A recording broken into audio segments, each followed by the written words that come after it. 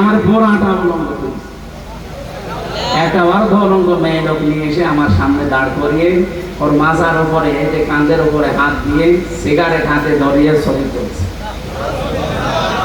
এনার মতো এক এসআইকে ডাক দিয়ে বললাম, ভাই আপনারা যা করছেন এটা কি হারুন সাহেব জানি না উনি তো করছে। ওই দিন আমার এত অসহায় লাগছিল, কারণ আমার শরীরে কোনো পোশাক নেই, একেবারে পোড়া উলঙ্গ করে আমারে। আমি ছোট মানুষ হয় কিন্তু আমার বয়স তো ঠিক আছে, ওর বয়স কিন্তু ওই সময় ছিল 27, এখন 31। আমার মাত্র 3 বছরের ছোট, 2 বছর।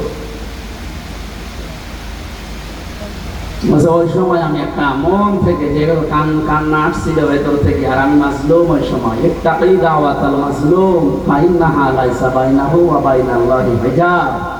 নবীজি বলেন, মাজলুমের বরদোয়া থেকে বেঁচে থাকবা, কারণ মাজলুমের বরদোয়া আর আল্লাহর ভেতরে কোনো পর্দা নেই, সঙ্গে সঙ্গে চলে যায়। ওই দিনই বলেছিলাম, আল্লাহ আমাকে যা করলো বেইজ্জতি, এইভাবে করে যেন এই লোকটাও বেইজ্জতি হয়। ছোট হুজুরের কয় ইঞ্চি ছিল আমরা জানি না, কিন্তু হারুন সাহেব যে কয় ইঞ্চি তামাম দুনিয়া জানে। কয় ইঞ্চি? সারা দুনিয়া। আমি কয়েকদিন আগে সিঙ্গাপুরে ছিলাম, ওখানে বাঙালিরা আছে, আমারও বলছে 3 ইঞ্চির খবর। কিসের 3 ইঞ্চি? এটা তো বাংলাদেশ না সিঙ্গাপুর, মালয়েশিয়া, থাইল্যান্ড, এই দেশে 3 ইঞ্চি তামাম দুনিয়া। আমি প্রায় 50টার উপরে দেশ গেলাম, যেখানে যায় আগে 3 ইঞ্চির খবর। নাম বলে না কেউ, ওনার নাম যে হারুন, এটা নবীর নাম, অথচ পুরান নামটা এখন গায়েব হয়ে গেছে, নামটা চলে এসেছে ওই ইঞ্চি। সম্মানিত ভাইরা, একটা অবৈধ সুখ যারা ভোগ করছেন, এভাবে বহু সুখ ভোগ করেছেন 15.5 বছরে, বহু শান্তি পেয়েছেন, কিন্তু আপনি নিজেও জানতেন যে এই সুখ, এই শান্তিগুলো অবৈধ সুখ, এগুলো বৈধ সুখ না। আমার কুষ্টিয়া যাই দইল হানিফ সাহেব আর ইউ সাহেব, আমি নিজে গ্যারান্টি দিচ্ছি, যদি আমার সাথে এমপি দাঁড়ায় আর জীবনে যদি পাস করতে পারে, আমি মিষ্টি খাবো। অথচ যে 3 বারে বুক ফলিয়ে এমপি গিরি করে গেল, এমনকি মন্ত্রীও হয়েছিল, হয়নি? তারা সুখ পায়নি। এই যে অবৈধ সুখ যারা ভোগ করলেন এই 15.5 বছরে, কসম আল্লাহর, প্রতিটি অবৈধ সুখের পেছনে সাথে সাথে আল্লাহ 70টা করে অশান্তি রেখে দিয়েছে। এগুলো পুরা ভোগ করবেন, এরপরে আপনি অন্য কিছু চিন্তা করবেন। এই 28 বার ওরা চেষ্টা চালিয়েছে এই 9 মাস 9 দিনে, একবারও সফল হতে পারেনি। একটাই কারণ যত অবৈধ সুখ ভোগ করেছেন, প্রতিটি সুখের পেছনে সাথে সাথে কয়টা করে?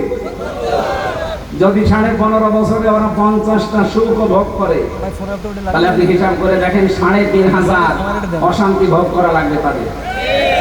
3,500 অশান্তি ভোগ হয়েছে। আপনি কোন সাহসে বলেন যে আমি শর্ট করে চলে আসবো? আপনাদের এই অশান্তিগুলো ভোগ করা লাগবে না? এগুলো সব ভোগ করবেন, এরপরে বলবেন যে আমি শর্ট করে চলে আসবো। আর আমার মনে হয়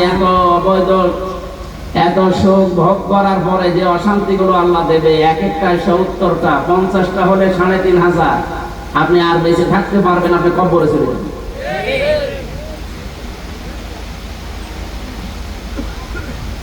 এখানে যারা আছে এই মানুষগুলো ওখানে বসে বসে, ওদের ব্রেন তো ঠিক আছে, ওদের মেধা এখনো নষ্ট হয়ে যায়নি।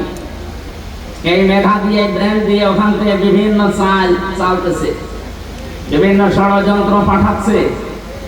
এই কারণেই তো দেশের লোক এখন সব একদল হয়ে গেছে যে না, ও যতদিন পর্যন্ত বাইরে বৈধভাবে থাকবে ততদিন আমরা শান্তি পেয়ে এই দেশের লোক, আমরা চাই এরা যেন নিষিদ্ধ হয়ে যায়।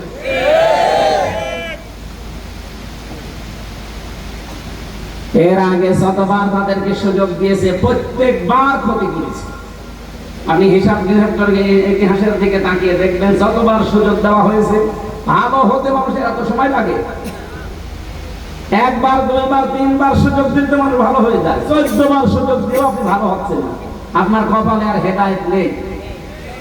কারণ মানুষ যখন পাপ করতে করতে সীমা ছাড়িয়ে যায়, যখন সম্মানিত মানুষদেরকে অসম্মান করা শুরু করে, সূরা আলে ইমরানের 4 নম্বর পারা 12 নম্বর পৃষ্ঠা 9 নম্বর লাইনে আছে, এটা শেষের দিকে আছে, ইন্নামা নুমলি লাহুম লিয়াজদাদু ইসমান ওয়ালাহুম আযাবুম মুহিন। রব্বুল আলামিন বলেন, মানুষের পাপের বোঝা যখন ছাড়িয়ে যায় তখন আমি তাকে অপমানজনক শাস্তির ভেতরে ফেলে দেই। এজন্য তাম দুনিয়া এখন ঘৃণা করছে। আজকের রিপোর্ট পেলাম, আন্তর্জাতিক একটা রিপোর্ট দিয়েছে আমেরিকা, 257টা দেশ মিলে আজকে 12:30টার সময় পেলাম। তাম দুনিয়ায় 3 জন মানুষ ঘৃণিত এখন সারা দুনিয়ায়, সবাই ঘৃণা করে তাদের। 1 নম্বরে হাসিনার নাম এসেছে। সুবহানাল্লাহ। সে যাই হোক, আপনাদের পাশের জেলার মানুষ না, বাংলা বছর কোন কারণে নাউজুবিল্লাহ বলে। 2 নম্বরের তার নাম এসেছে, ওনার স্বামী নামে এখন পরিচিত, এই মোদি। পৃথিবীর নিকৃষ্ট মানুষ এই লোকটা। এর মানুষ বলা ঠিক না, এর বলা লাগবে জানোয়ার। কারণ এই দুনিয়ার ইতিহাস সে পাল্টিয়ে ফেলেছে, আল্লাহর ঘর মসজিদ ভাঙা আরম্ভ করেছে মোদি। আর কথা বলে দেখেন, আজ পর্যন্ত পৃথিবীতে এই দুঃসাহস কেউ দেখাতে কেউ পারে না, আর অথচ এই কাজ করে ফেলেছে। এর আগে 1500 বছর আগে একবার আল্লাহর ঘর ভাঙতে এসেছিল, পারে না। কে? আব্রাহাম। আর এই অলরেডি কতগুলো ঘর ভেঙেছে, আজকেও দুপুরবেলা একটা ঘর ভেঙেছে। মসজিদ গুলো ভাঙতেছে আর ধোয়া ধোয়া তুলতেছে যে এর নিচে 500 বছর আগে নাকি মন্দির ছিল। পাকিস্তানের সাথে পারে না। আজকে অলরেডি বিকাল বেলা দেখলাম যে আমরা আর যুদ্ধ চাই না, আমাদের সব আমরা গুটিয়ে নিলাম। কেন? এখনই কেন? গরুর মুখ খাওয়া জাতি তো। আমার এই দেশে যখন কথা বলতে দেয়নি, বিশেষ করে এই 15, 16, 17, 18, 19, 20 এই সালগুলোতে আমি বেশিরভাগ ছিলাম এই কলকাতা, আসাম, এই সমস্ত দেশে। এই প্রদেশগুলোতে ঘুরে দেখেছি এই মুশরিক যারা, আমার আয়াতের ভেতরে যেহেতু শব্দগুলো আছে এই জন্য আমি এই আলোচনাটা নিয়ে আসলাম। মুশরিক দুনিয়াতে যারা, এদের সবচেয়ে বেশি ভয় মরণে। যে কোনো ভাবে একটু মরণের ভয় দেখাবেন, পাগল হয়ে যাবে। আপনাকে বাপ না, আপনাকে দোলা ভয় পাবে। আমি লালমনিরহাটে একটা বর্ডার এলাকায়, এই যে বিজিবি যারা আমাদের আছে এখন মিডিয়া, ওরা মাত্র 11 জন মিলে এখানে দায়িত্বে আছে। বর্ডারের ওই পাশে আছে ওরা 22 জন ভারতীয়। ওনারে আমি জিজ্ঞাসা করলাম, ওনারা কয়জন আছে? বলছে আমরা মুসলমান এখানে আছি 11 জন। আর ওই বলে যে ওরা আছে প্রায় 22 জন। আপনাদের ভয় লাগে না? ওরা 22 জন, আপনারা 11 জন, যদি আক্রমণ করে পারবে? হুজুর শুধু দোয়া করে ছেড়ে দিন, ওদের 22 জন না 33 জন হোক, ওদের একেবারে বাপ বলাবো, শুধু দোয়া করে ছেড়ে দিন। পারে না। এই জন্য পাকিস্তানের সাথে আজ পেরে দিচ্ছে না কেন? কারণ যে কয়টা পাঠিয়েছে, 40 জনকে গতকালকে পাঠিয়েছিল পাকিস্তান, সব লিখিত সই নিয়ে যে আমরা মরব, এই সিদ্ধান্ত নিয়ে আল্লাহর নামে সই নিয়ে দা। ওরা একজনও মরে নাই, সব আক্রমণ করে আবার ফিরে এসেছে। ওরা সাহস এমনি পায়নি।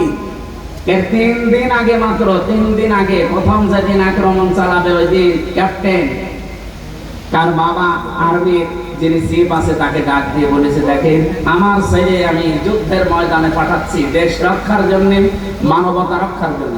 কারণ ওরা মিথ্যা, প্রথমেই মিথ্যার উপর ভর করে ওরা যুদ্ধ চালাতে চায়। এই ইন্ডিয়া আজ 54 বছর আমাদেরকে দাঁড়াতে দেয়নি, পুরাটা মিথ্যার উপর। পাকিস্তানের উপর মিথ্যা তথ্য দিয়েছিল যে আমরা জঙ্গি ঘাঁটিতে বিমান হামলা করছি। আপনি মসজিদ ভাঙলেন কেন? আপনি জঙ্গি ঘাঁটি যদি পান সেখানে বিমান মারে, তাম দুনিয়া আপনাদের সাপোর্ট দেবে। আপনি মসজিদ ভাঙলেন কেন? মাদ্রাসা ভাঙলেন কেন? শিশু মেরে ফেললেন কেন? এটার জবাব দেওয়া লাগবে না? এই জন্য পাকিস্তানের দলমত আর নেই, সব এক হয়ে গেছে। এরা এক হয়ে এমনকি আর্মির প্রত্যেকের বাবা এসে এসে বলছে, আমার ছেলেকে আমি পাঠিয়ে দিলাম মানবতার জন্য, ইসলামের জন্য, দেশ রক্ষার জন্য, যান। কিন্তু আমার ছেলে যদি পেছনে গুলি লাগে, আমার ছেলেকে নিয়ে আসবেন না, ওরে সাগরে ফেলে দেবেন, বন জঙ্গলে রেখে আসবেন, ওরকম ছেলে আমার দরকার নেই। কিন্তু ছেলে যদি সামনে গুলি লাগে আমার কাছে নিয়ে আসবে। ও ক্যাপ্টেন মারা গেছে, ওনারে নিয়ে আসার সময় বাবা জিজ্ঞাসা করছে নিয়ে আসলেন মানে? বলছে বাবা আপনি যা বলেছিলেন ওই কথা আমরা ঠিক রেখেছি, আপনার ছেলের পেছনে একটা গুলিও লাগে নাই, বুকে লিখেছে 22টা গুলি লিখেছে। এদের সাথে গরুর মুখ খাওয়ালো, শুকর খাওয়ালো, কেন পারবে? এখন বাধ্য হয়ে সেই মাছ না পেয়ে কামড় দেবে, আমাদের এদিকে ওরা টার্গেট নিতে পারে, এজন্য সাবধান থাকা লাগবে।